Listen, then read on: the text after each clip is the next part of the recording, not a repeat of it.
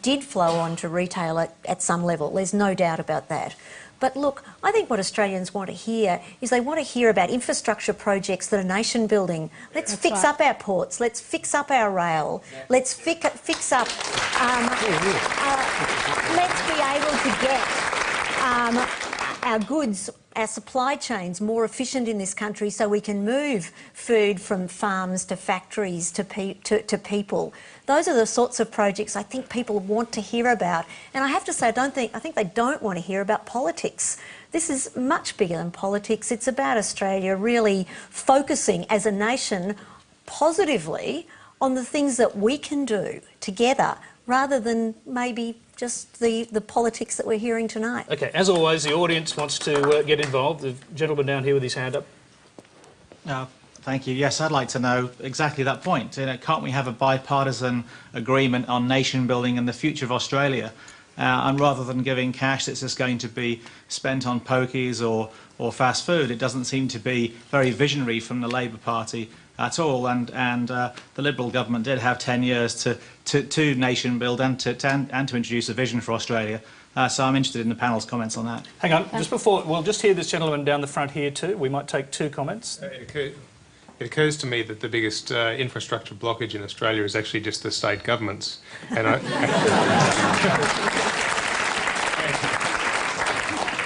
I want to see what Mr Swan can do.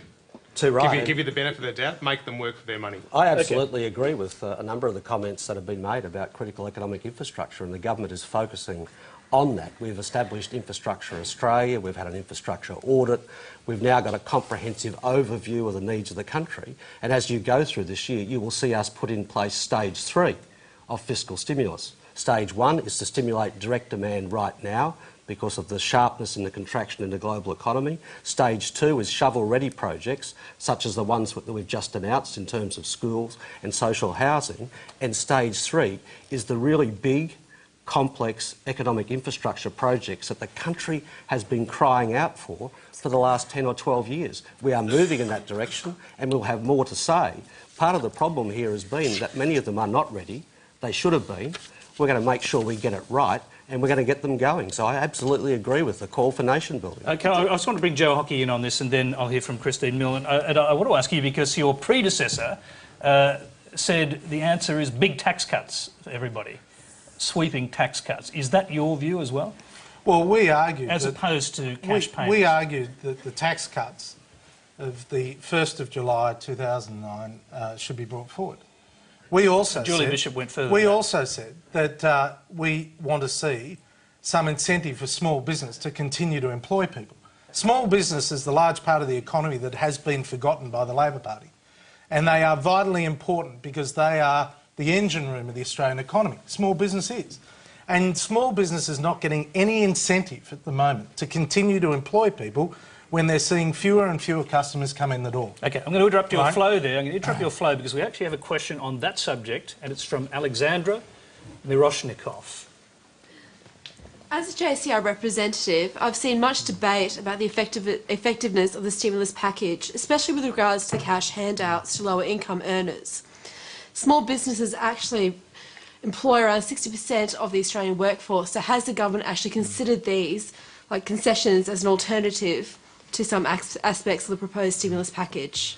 The obvious thing is to go to you, Wayne Swan. Actually, I want to hear from Christine Milne because she's trying to get in earlier, and I want to hear whether you sort of back these kind of calls, and then I'll hear from Wayne Swan. Absolutely, and part of the stimulus package, of course, did go to particular concessions for small business in order to buy new capital equipment. But one of the issues I have is to make sure that the stimulus package has a narrative that's internally consistent. It's no use on the one hand saying we're going to insulate all of Australia's homes to achieve better energy efficiency as a climate initiative, and then in the next breath go and fund the next big coal port, coal mine, next huge fossil fuel.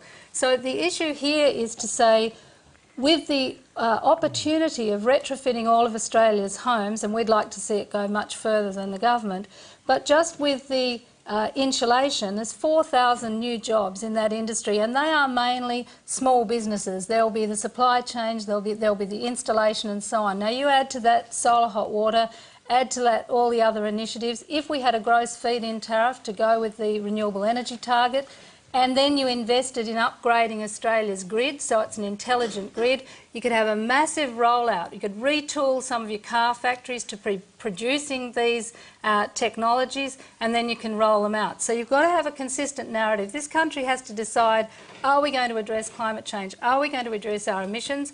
Are we going to do it by rebuilding the manufacturing sector, rebuilding small business across the country, employing more people, investing in education and training, getting a consistent line, not this issue of an ad hoc, we'll throw so many million in that direction and so many million in that direction, because ultimately we have to face up to the fact that we have to have a significant reduction in emissions and we have to have it fast. Okay. Wayne Swan, if you just address the small business question directly, because I think they were asking for some sort of tax concessions. Sure. We heard that also from Joe Hockey. Well, firstly, if small business doesn't have any customers, they're not in business. And that's exactly why we've moved with fiscal stimulus, first of all in terms of the direct payments, and secondly in terms of the direct investment. And small business will be a major beneficiary of both those things. Specifically, in the program, we've got a 30% investment allowance for capital expenditure over $1,000. That certainly means small business can really re-equip, if you like, with that very substantial incentive.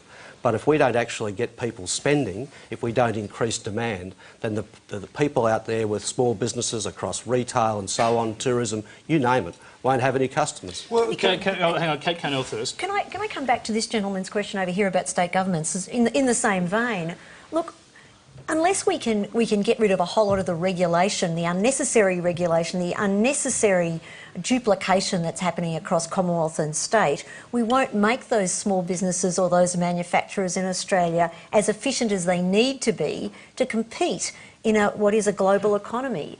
In Australia at the moment, just in our industry, in the food and grocery area, we've got potentially 8 different approaches to labelling, 8 different approaches to composition. All those sorts of things cost money for small business and larger business. Now, the government said they're going to do something about it, but this is the sort of thing that could really energise small business and not so small business. If it actually really happened. Let's hear from the union movement. I'll come back then to Joe Hockey. Well, thank goodness we've got a government that's taking COAG reform seriously. And, well, Joe, I mean, the Business Council agrees with me on this one, mate. I mean, you know, go and look at what the Business Council says about what Labor has done on COAG reform.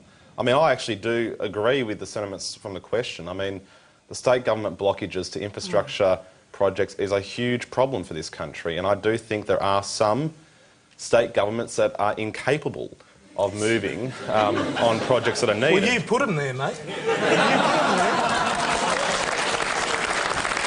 You put them there. I've only been able to vote for 9 years, Joe. You know, so I've only voted in 2 state elections. But you know, the issues here in terms of moving forward on these nation-building projects are being addressed through things like Infrastructure Australia. And let's remember, in the last 11.5 years, only 1 project was built by the federal government.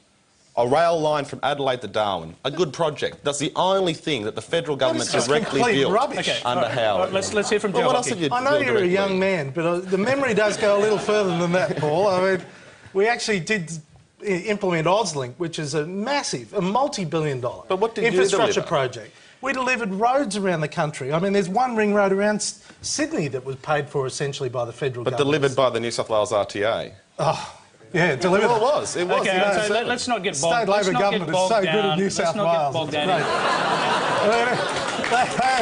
They're the model Labor government, right? Yeah, New South Wales. It does seem that everyone is laughing at that one. Yeah, that's true. That's true. But I come back to 2 points, which I really wanted to get in. The first is, I really want to know how many of the pink bats are actually going to be manufactured in Australia, right? Because from what I'm hearing, even though there is Australian manufacturing for pink bats, the demand created by the government is so substantial that they're going to be imported from Asia. That's what I understand, right? And no one's prepared to deny it.